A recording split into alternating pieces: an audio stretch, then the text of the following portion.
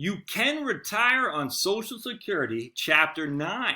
How much Social Security will the median income worker receive? If you made the median income throughout your working career, how much would your Social Security benefit be? And this chapter will calculate that. The median household income in the U.S. in 2019 is $60,000 a year. A household that made $30,000 in 1995 is the equivalent of $60,000 today. If they made the median income in 1985, it is also the equivalent of $60,000 today.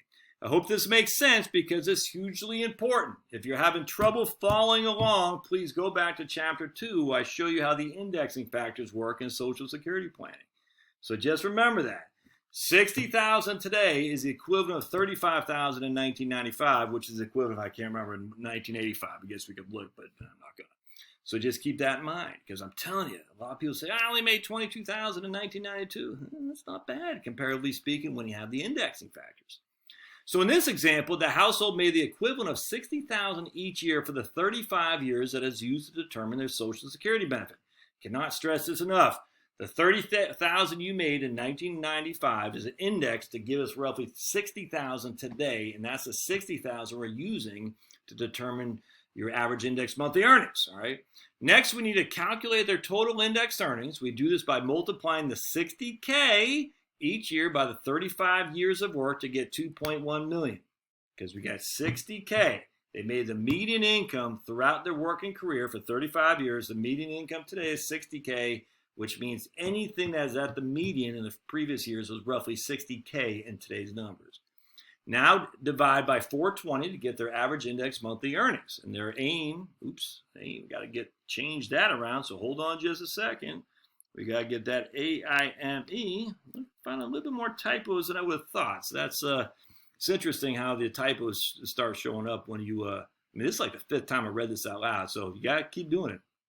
I'll probably still miss a couple, and I'm okay with that. But either way, if you're going to do something, don't just rush to get out there, but don't make it perfect. Don't err on being overly cautious. Just get it out there, but do read it a couple times out loud. Finally, we calculate their primary insurance amount, their PIA. Remember, the PIA is the amount they will receive from Social Security at their full retirement age. Also, know that Social Security is a very progressive system that replaces more income, much more as a matter of fact, for those on the lower income scale than those with higher incomes. Table 18 shows us how to calculate the actual benefit for this median household at FRA. So the median household has an AIME, an average index monthly earnings of $5,000. We're going to use their bend points, 926, just like we've done before. Second bend point, and then we're going to get $2,137.08 is their PIA. At full retirement age, this household will have $2,137.08 of monthly income, monthly Social Security income, or $25,644 a year. But Josh, you said we can retire on Social Security. In your example, Social Security only replaces 43% of our pre-tax income. What gives? Oh, don't you worry, my doubting friends. Here comes the hammer. Boom! Hammer of Thor. There's a good band called The Sword, and they got a hammer of Heaven. Oh, if you like your music hard, like you like your alcohol, which I don't, I never really liked hard alcohol, I just like beer. But if you like your music hard, listen to Hammer of Heaven by The Sword. Ooh, it's not evil, it's just a great song. Those guys were fantastic until they started getting a little bit too experimental. I never liked that experimental metal. All right. Don't you worry, my friend. Here comes the hammer. I just said that. First, you shouldn't care about the replacement ratio of your pre-tax income. That is meaningless. You weren't living on your pre-tax income while working, so we don't need to replace that amount in retirement.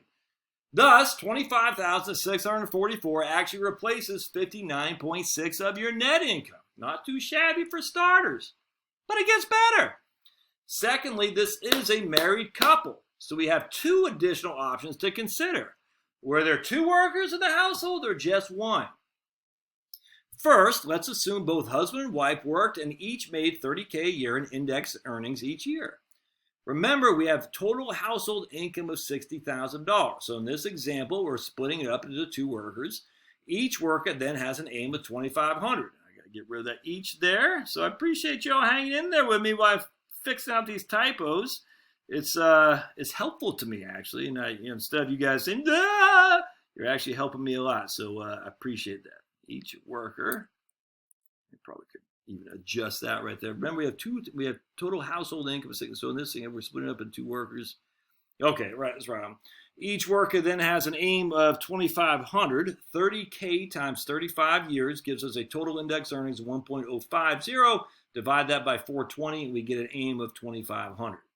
Table 19 shows what one's PIA would be with an aim of 2,500. Now, you might think it's the same as half of the aim with someone with 5,000.